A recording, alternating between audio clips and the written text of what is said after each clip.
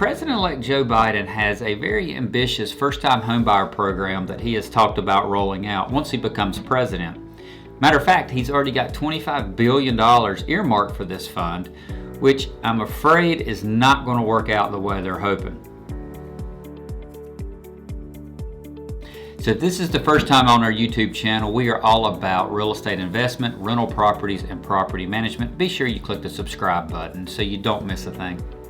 So Joe Biden's first-time homebuyer program basically mirrors the program from 2008 and 2009. Now let's rewind a little bit and see where the real estate market was at that time. If you remember in 2008, 2009, the financial crisis, the housing market collapsed.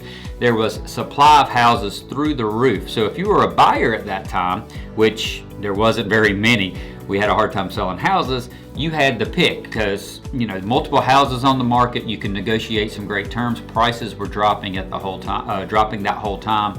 So at that time, it made sense to do a first-time home buyer or a buyer's credit through a government handout, stimulate the demand side, hopefully bring more buyers into the market to help buy up that inventory that is floating out there. Now let's fast forward to where we're at going into 2021. We are hitting all-time record lows of inventory. So the situation is completely flipped from where it was in 2008 and 2009. Matter of fact, in our area in Winston-Salem, it seems like every month we hit all new record lows of inventory. It's not uncommon if a house is between that $100,000 to $200,000 price range for multiple offers to come in within a day. Matter of fact, I listed a townhouse last week. We had it under contract in 7 hours. There was just so much demand for houses in that price range because there's none available. That's why I don't think a first-time home buyer or a buyer credit at this time is really going to do any good. Think of it this way. Right now, the PlayStation 5 is extremely popular. It's almost impossible to find. I'd like to have one myself, but can't find one anywhere. So does it make sense for a retailer to offer a $200 discount on their PlayStation? It doesn't, because you can't find it anywhere. It doesn't matter because you can't get it. The exact same thing would happen with a first-time home buyer or a home buyer credit. That's great if they can get it, but you need to address the supply side of things. That's what's really messed up with low inventory. So here's my 2 tips, my 2 thoughts on what you could do to help first-time home buyers and help bring back the real estate market to a more level playing field. Number 1, instead of offering a buyer credit, you need to offer a seller credit. You need to incentivize people to put their house on the market if they're on the fence right now. So why not offer a $10,000 or $15,000 credit to a seller if they want to sell it to a first-time home buyer, or they list a price within an affordable price range to help get more houses on the market.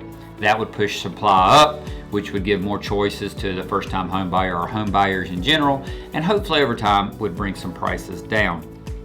My second thought on what you could do to help out in this situation, and this one might be controversial, but a couple years back here in Winston-Salem, and I know they've done this across the country, these real estate investments trusts came in, a REIT came in, and were buying up all these houses in the $150,000 to $200,000 price range, which would be perfect for first-time home buyers. Now, a real estate investment trust, not to go into much detail, but it's a financial company basically put together that uses capital that they've gained to a lot of times pay cash for houses, and they were buying up a ton of inventory, adding it to their portfolio, and then turning around and renting those properties out. Now, I don't blame them because real estate is a great investment to hold long term, but they were competing directly with first-time home buyers. Now, first-time home buyers a lot of times are using FHA financing, USDA, VA, whatever, and they're having to get the seller to pay some closing costs so they can buy the house.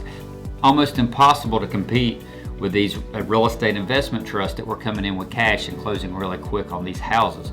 So one thing that they might want to look into, start charging a holding fee or a transfer fee if an investment trust are buying these houses once they hit a number of houses in their portfolio, or on the flip side, maybe incentivize these trusts to, hey, supply levels are low, incentivize them to go ahead and sell some of these properties to help bring the supply level back up.